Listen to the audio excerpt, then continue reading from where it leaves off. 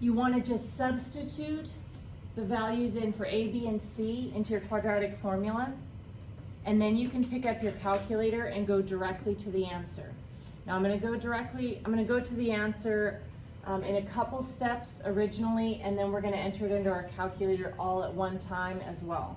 Okay, so if I start off by identifying A, B, and C, so A is 8, B is -7, C is 1. I substitute those values in for A, B, and C into my formula. If I do a little bit of simplifying, instead of just plugging it in all the way across to my calculator, I might say -7 is 7. I might do -7 squared minus 4 times 8 times 1 and get 17, and then substitute it into my calculator.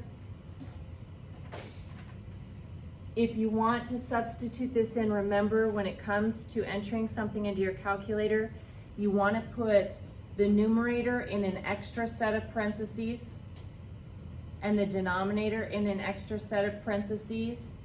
If you're worried about it though, you could just find the answer to the numerator by taking 7 plus root 17 and get a decimal. And I could take 7 minus root 17 and get an answer. But don't round until the very end. If you use this method, you can't say this is 11.123 divided by 16.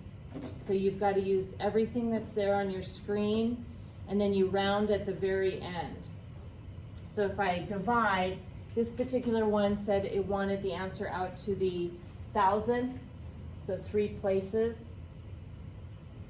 Students' mistake is they'll take 7 plus root 17, they'll round that one to the thousandth and then divide by 16 and then round again. Okay, so one more time, you cannot round. You never want to reuse rounded numbers, so round at the very end.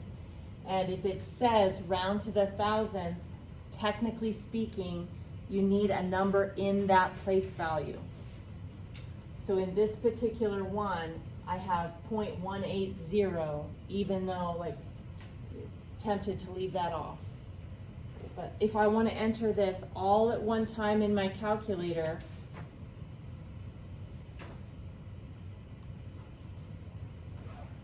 I have these red set of parentheses here around the top and the red set of parentheses around the bottom. And then here's my division, that's where the fraction is.